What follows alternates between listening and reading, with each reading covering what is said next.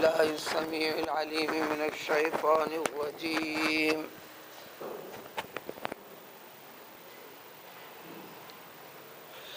وله ما سكن في الليل والنهار وهو السميع العليم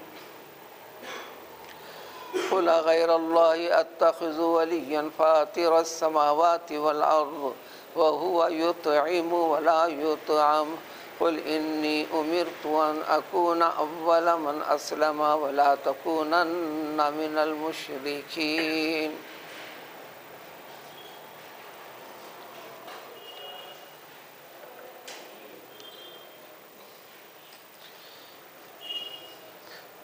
دین اسلام کی حقیقت اللہ رب العزت نے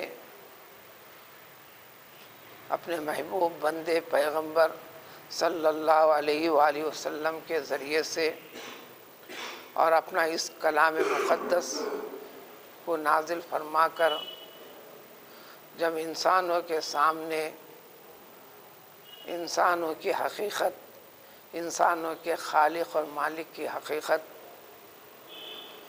اطاعت و فرما برداری کے حقیقی لائق حمد و ثنا کی مستحق ذات کے بارے میں، دین اسلام اسی کا نام ہے، جب یہ سمجھائے اللہ کا حکم تھا اس کی تعمیل فرمائے، اللہ نے جن جن کو توفیق دی تھی ان کے دلوں میں ایمان کا نور بھی داخل ہوا، دین اسلام کو اپنانے والوں کا حلقہ بڑھتا گیا، پرانی ریت روایت جو آباء و اجداد سے شرک و بت پرستی، بدعقیدگی، مخلوق پرستی، کوئی پتھر کی شکل میں تو کوئی انسان کی شکل میں بت پرستی، کئی شمس و قمر کی شکل میں تو کبھی تاروں کی شکل میں وغیرہ وغیرہ، توحید کی حقیقت سے دور تھا انسان۔ اب یہ سمجھ کر جب اس سے توحید کی حقیقت کے قریب آنے لگے، اس چیز کو روکنے کا شیطان صفت طاقتوں نے تہیہ کر لیا، ہر ممکن کوشش کی، ان میں سے آخری کوششوں میں سے، یہی آخری کوشش نہیں تھی بلکہ آخری کوششوں میں سے یہ بھی رہا جو آج کی اس آیتوں میں ہے، اور یہی معنی اور مفہوم آج کی دنیا میں بھی جو فتنہ سر اٹھا رہا ہے اس کے متعلق بھی وضاحت ہے۔ حقیقی ایمان کو باقی رکھنے، حقیقی ایمان حقیقی مسلمان ہے یا نہیں اس کو پرکھنے کے طریقے، اب اس آیت میں اسی کی وضاحت ہے۔ اس وقت جب یہ تھا تو حضور اکرم صلی اللہ علیہ وآلہ وسلم کے پاس آخر میں مکے کے رؤساء نے، قائدین نے، اہم انسانوں میں درجہ اور مرتبہ رکھنے والے یا خود کو بڑے کہلانے والے یا کہنے والے، یہ سب کے سب اتفاق کر کر آپ صلی اللہ علیہ وسلم کی خدمت میں حاضر ہو کر آپ کو اس دین اسلام کی تحریک سے باز رکھنے کے لیے، بت پرستی اور اس دین کی تائید کرنے کے لیے، اس کی طرف مائل کرنے کے لیے، پلٹانے کے لیے، جس کو آج کا انسان نام دے رہا ہے گھر واپسی کا، اسی قسم کے اس میں یہاں تک پیشکش کیا دنیاوی اعتبار سے انسان دنیا میں انسان کی پرکھ، اس کے طریقے زندگی، اچھا کھانے پینے، اچھی سواری، اچھا گھر، دنیاوی اعتبار سے لوگ اس کو چاہنے ماننے، اس کو حقیقی زندگی سمجھ رہا ہے، انسان سمجھ بیٹھا ہے، ایسا سمجھتے رہے ہیں، اور آج کا انسان بھی ایسا سمجھنے کی طرف آگے بڑھ رہا ہے۔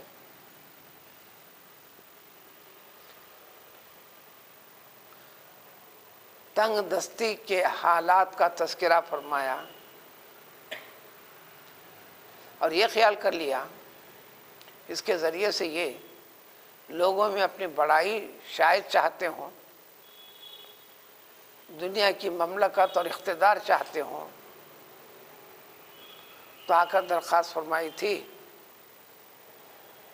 عرب کا دور دراز تک کا علاقہ، یعنی آپ جتنا چاہیں گے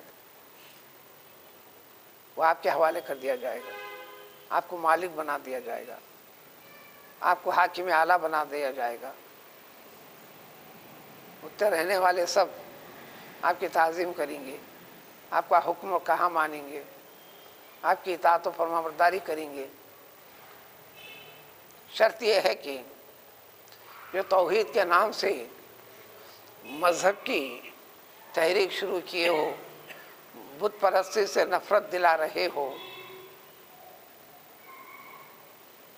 سارے بتوں کو برا قرار دے رہے ہو، ان کی حقیقت کچھ نہیں ہے جو بتا رہے ہو، اس سے آپ باز آ جائیے۔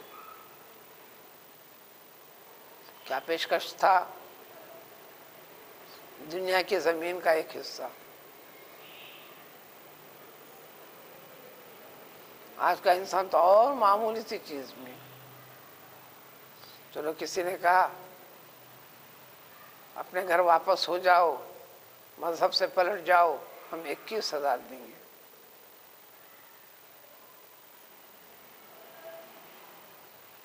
21,00,000 21 کروڑ بھی ہو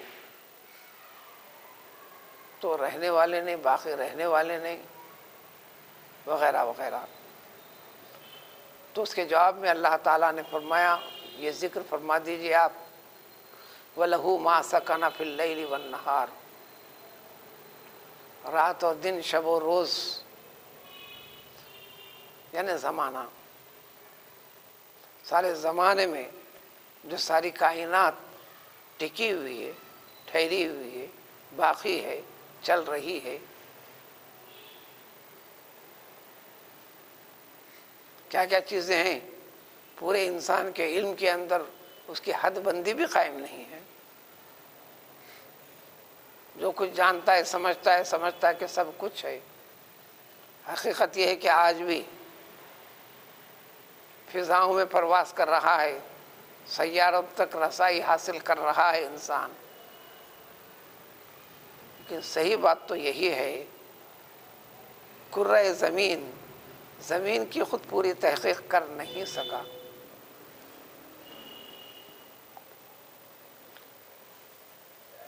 دنیا کے علاقوں میں ایسے جنگلات بھی ہیں جس کے اندر انسان کا پار ہونا مشکل ہے، اس درخت سے دور سے راستہ پار کرتے وقت بھی اس میں ہائی ٹینشن پاور اس قدر ہے کہ آپ کی روح کو قبض کر لیتا ہے۔ الیکٹرک وائر تو قریب جانے، ہاتھ لگانے کے بعد کام کرتا ہے، وہ تو دور سے آپ کو کھینچ لیتا ہے۔ سب سے بڑا علاقہ دلدلی ہے، ایک مستقل بڑا حصہ، ساری سپر پاور طاقتوں اس کی تحقیقات کے باوجود بھی آج تک اس کے زمین کے اوپر سے، نہ پانی کے اوپر سے، نہ فضا کے اوپر سے پرواز کے ذریعے سے پرواز بھی نہیں کر سکتا۔ کرنے کی کوشش کیا تو جو غیب تو عطا پتہ نہیں، آج تک خود انسان کو تحقیق نہیں۔ تو سارے زمانے کے اندر جو کچھ بھی ہے، جو کچھ بھی رہتا ہے، جو کچھ بھی قائم اور باقی ہے، سکانہ، اسی سے آپ کہاں کے ساکن ہیں، کہاں رہتے ہیں، اردو میں بھی استعمال ہوتا ہے، کہاں رہتے ہیں، ٹکتے ہیں، اس کا نون فارم سکانہ سے سکون ہی آئے گا۔ اطمینان و سکون بھی ایک معنوی کیفیت جو انسان کو حاصل ہوتی ہے، اطمینان کی، ٹھہرنے کی، اسی معنی میں سکون بھی ہے۔ تو جو کچھ بھی زمانے میں ہے وہ سب ہے کس کا؟ اللہ کا ہے۔ معبود حقیقی ہے. تم دنیا کی ان چیزوں کی طرف رغبت دلا رہے ہو. یہ اللہ تعالیٰ کی اس حقیقت کو سمجھنے والا ہے. کسی بھی شکل و صورت میں، کسی بھی دباؤ میں ایمان کی اس حقیقت سے ذرا برابر بھی ہٹے گا نہیں. شکل جان جانے کی ہو، دینے کی ہو، اگر آپ اس کے دباؤ میں آ کر جان بخشی کروا بھی لیں، کب تک؟ ہمیشہ آپ کی صحت کا ضامن وہ ہو نہیں سکتا، ہمیشہ آپ کی زندگی کا ضامن ہو نہیں سکتا، ملک الموت کو روک نہیں سکتا.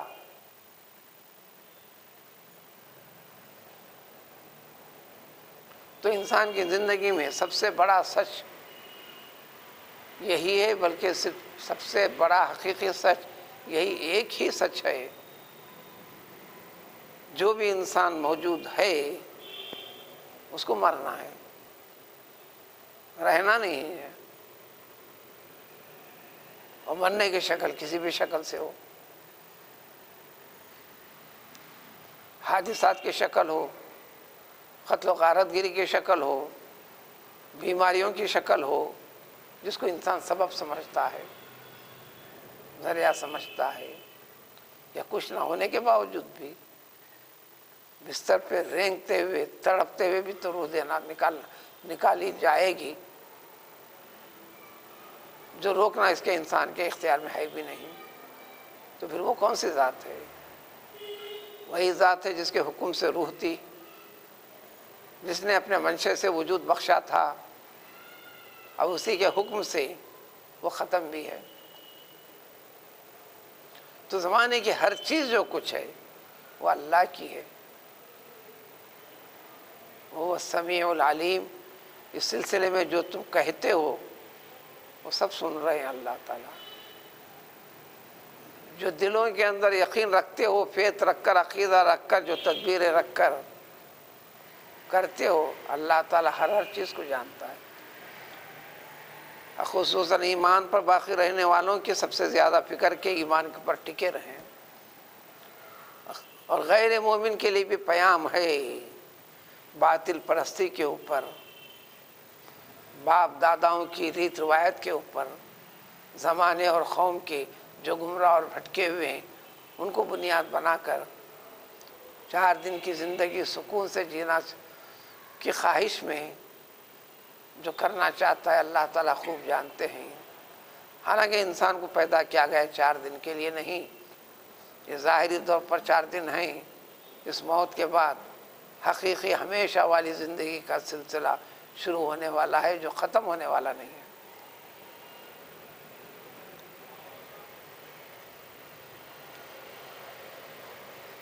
پھر یہ بھی ان کا پیشکش، ہمارے بتوں میں سے فلاں بت کو مان لیجئے، فلاں کر لیجئے. کیا مان لیجئے؟ معبود سمجھیے، خدا سمجھیے.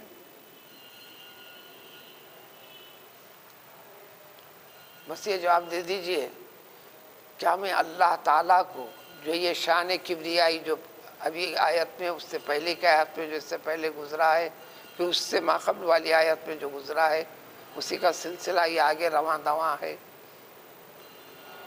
اس معنی مفہوم کو ذہن میں رکھو. اللہ تعالیٰ کی شان و کبریائی یہ ہے، حقیقت خداوندی یہ ہے.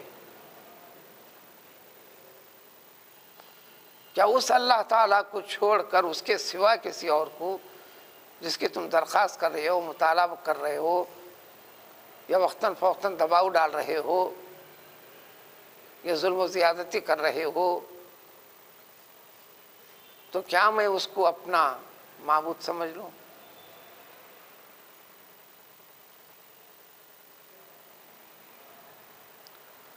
یعنی کارساز حقیقی میں اس کو جان لوں؟ یا لفظ ولی ہے.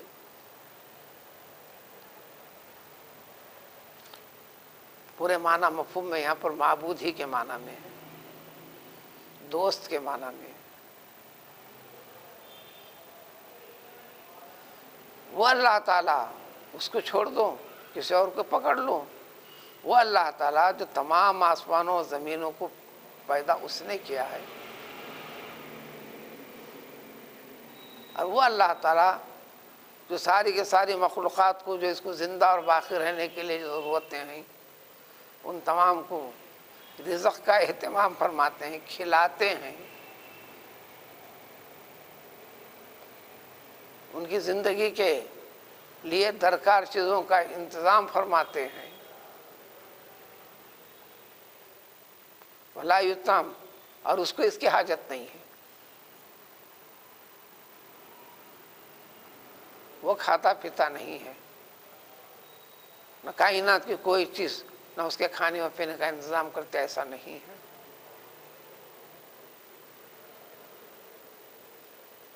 اگر نہ مانتے ہو یہ، اسی طرح مومن کو بھی اگر تمہاری حقیقت کو نہ سمجھ کر تمہارا پیچھا کرتے ہو، کرنے دیجیے، لیکن صریح الفاظ میں یہ ظاہر کر دیجیے، ایمان پر قائم رہ کر، اٹل رہ کر، استقامت کے ساتھ ٹک کر، ضرورت پر زبان سے بھی، اعلان کر کے بھی، دینی مظاہرے کے ذریعے سے بھی، قل انی امرت ان اکون اول من اسلم، میں تو پابند ہوں، امرت، مجھے حکم ملا ہے، مجھے حکم دیا گیا ہے، یہ لفظی ترجمہ ہوتا ہے، یعنی میں پابند ہوں، میں مامور ہوں اللہ کی جانب سے کہ میں اللہ کو ماننے والا سب سے پہلا بنوں۔ اسلام کے معنی ہیں اپنی تمام رائے خیال کو ختم کر دے کر اپنا سب کچھ اللہ کی مرضی کے حوالے کر دینا۔ اسلام کی حقیقت یہی ہے،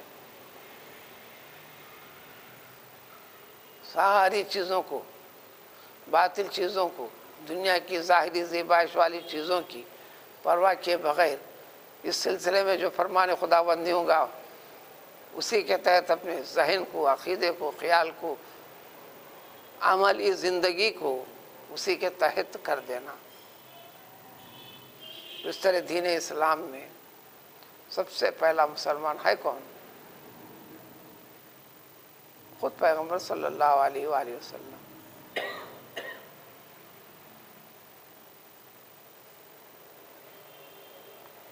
دین اسلام کے جتنے احکام ہیں، حلال کے، حرام کے، ساری چیزیں، سب سے پہلے خطاب کس کو؟ وہ سب سے پہلے مسلمان کو جو اللہ تعالیٰ کا ہو کر رہ گیا، اللہ نے ان کو اپنا بنا لیا،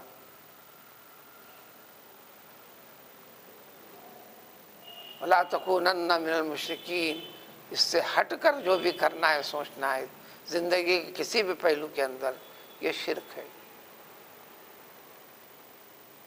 اللہ کی نعمت کی ناشکری ہے۔ مجھے تاکید ہے کہ ہرگز تم مشرک نہیں بننا۔ راز خطاب پیغمبر صلی اللہ علیہ وسلم سے، بالواسطہ خطاب، انفرادی طور پر اسلام پر قائم رہنے والے سے، ہر ایک سے۔ قرآن کے سمجھنے کا طریقہ یہی ہے، حکم بھی ہے، ہر چیز پر سے جہاں پر گزرو مفہوم کے ساتھ، ارے یہ ان کے بارے میں کہا گیا تھا، یہ ان کے بارے میں کہا گیا تھا، ایسا نہیں۔ اللہ تعالیٰ صرف مجھ سے ہی فرما رہے ہیں کہ دوزخ کا ذکر کر رہے ہیں تو مجھ سے کر رہے ہیں، دوزخ کے عذاب کا ذکر کر رہے ہیں تو مجھ سے کر رہے ہیں، جنت کا ذکر کر رہے ہیں تو مجھ سے کر رہے ہیں، جنت کی نعمتوں کا ذکر کر رہے ہیں تو مجھ سے کر رہے ہیں۔ جہاں اپنی قہاریت، قہر اور غضب کا ذکر فرما رہے ہیں، نافرمانی پر، وہ مجھ سے کر رہے ہیں۔ پھر سمجھا کر بشارت سنا رہے ہیں، خوشخبری دے رہے ہیں رحمتوں کی، نعمتوں کی، فضل و کرم کی، تو مجھ سے کر رہے ہیں۔ صحابہ کرام رضوان اللہ تعالی علیہم اجمعین نے یہ پوری کی پوری تربیت راست پیغمبر صلی اللہ علیہ وسلم سے انہیں حاصل ہوئی۔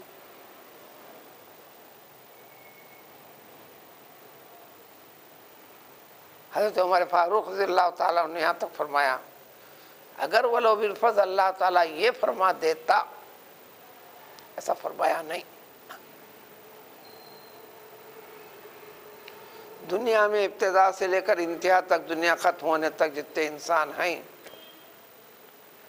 میں تمام کے تمام کو معاف کر کے جنت میں داخل کر دوں گا، مگر صرف ایک انسان کو میں نہیں داخل کروں گا، اس کو دوزخ میں ہی ضرور ڈالوں گا۔ تو میں سمجھوں گا کہ شاید وہ اللہ تعالیٰ جو ایک کا اشارہ فرما رہے ہیں، اس سے مراد شاید میں ہی ہوں۔ جبکہ آپ کو زندگی میں حضور صلی اللہ علیہ وسلم نے جنتی ہونے کا اعلان فرما دیا تھا، عشر مبشرہ میں آپ شامل ہیں۔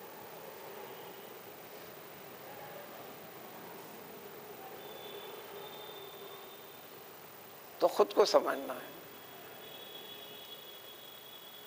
یعنی اسلام اور اسلام کی اتباع فرما برداری سے ہم اپنے آپ کو ہٹائیں گے نہیں۔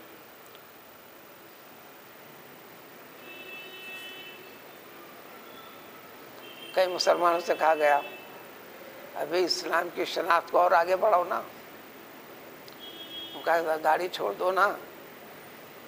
کہنے لگے میرے کاروبار و معاملات میں ایسے ایسے لوگوں کے ساتھ اٹھنا بیٹھنا ہوتا ہے، جانا آنا پڑتا ہے، یہ داڑھی کی علامت کے ذریعے سے کئی رکاوٹیں بنتی ہیں، اس دنیاوی رکاوٹوں کو دور کرنے کا ایک ذریعہ کے طور پر میں چہرے سے بالوں کو ہٹا دیتا ہوں۔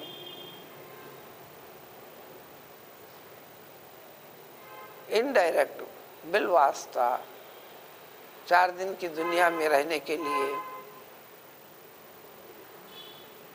ایک قسم کی اپنی جان کے لیے سیکورٹی بھی ہے، یہ داڑھی نکال دینا۔ یہ حکمت بتایا ہم نے۔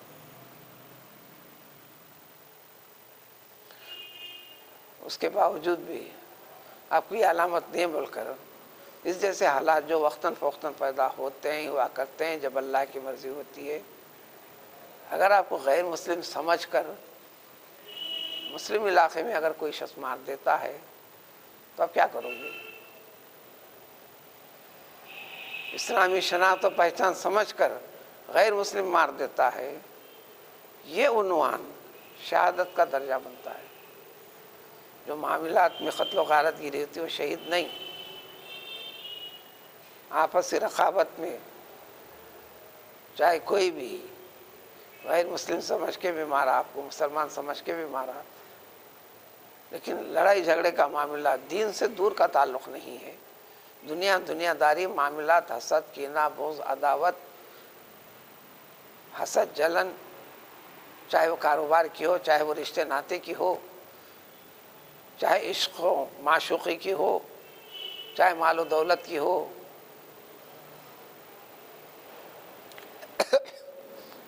فلانے مار دیا اس لیے یہ شہید ہے، تم کہہ لو شہید ہے، وہ شہید نہیں۔ سبجیکٹ، عنوان صرف یہی ہونا ہے، یہ مسلمان ہے، اس کی وجہ سے اس کی مخالفت، اس کی وجہ سے اس کو قتل، اس کی وجہ سے اس کو نقصان، آپ کے حق میں عبادت ہے، رفع درجات ہے، دوزخ کا حصہ ختم کرنے کا ذریعہ ہے، اس دنیا کے اندر اللہ تعالیٰ کی طرف سے انتظام ہے۔ اور ایسے لوگوں کے سامنے یہ بھی کہہ دو جو ہے یہ طریقہ، یہی سچ اور اللہ کا حکم ہے۔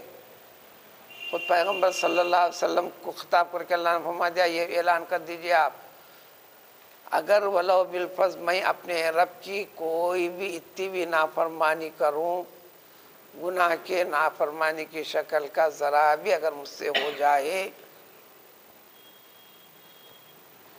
تو مجھے بھی سب سے زیادہ خوف اور ڈر ہے عذاب یوم عظیم کا، قیامت کے دن کا، جو سب سے بڑا دن ہے۔ میں بھی بچ نہیں پاؤں گا۔ جو حکم تم کو ہے، سب سے پہلے حکم رسول کو ہے۔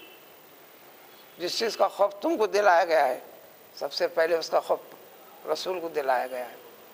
جس چیز کا بشارہ فضل و کرم کا تم سے ذکر ہے، سب سے پہلے اس کے حقدار مستحق ہونے کا پیغمبر صلی اللہ علیہ وسلم کو تذکرہ ذکر ہے۔ تو لہذا زندگی میں ہونا کیا چاہیے؟ فرمایا کہ میں یصرف عنہ یومئذ، یہ بھی کہہ دو اس دن، قیامت کے دن اگر کسی کو اس عذاب سے ہٹا دیا گیا، دوزخ اور ہولناکیوں سے بچا دیا گیا، فقط رحمہ، تو سمجھو کہ اللہ تعالیٰ کی مہربانی رحمت اس پر ہوئی، یہ حقیقی مہربانی کیا ہوا شخص ہے۔ اور یہ مرتبہ حاصل ہونا انسان کو ذالک الفوز المبین، کھلم کھلا واضح کامیابی ہے، کامرانی ہے۔ اب رہا دنیا نقصان پہنچاتی، دنیا والے نقصان پہنچاتے، دوست احباب نقصان پہنچاتے، نفع و نقصان کی حقیقت کیا ہے؟ ظاہر طور پر سبب تو ہے انسان کے مشاہدے میں، اس کی حقیقت کیا ہے؟ اس کی تفصیل اگلی آنے والی آیت میں۔ سبحان اللہ، الحمد للہ۔